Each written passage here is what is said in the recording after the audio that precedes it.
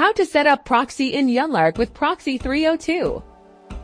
First, let's open www.proxy302.com and log in Proxy302. Then select and create a proxy. For example, we choose a static IP charged by traffic. We search US in country.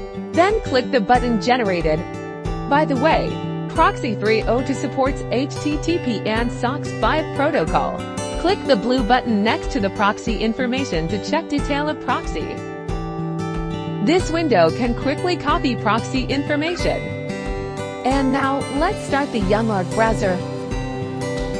First, click the Create to create a new setting. Then, select the account platform.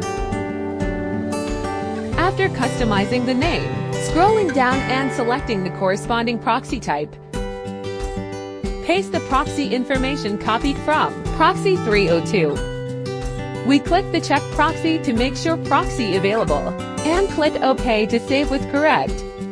Now, click Open to start the proxy. Wait for a minute, then create a new tab and turn to this website to test. Detection results is consistent with Proxy302. Proxy connection is successful. Thank you for watching.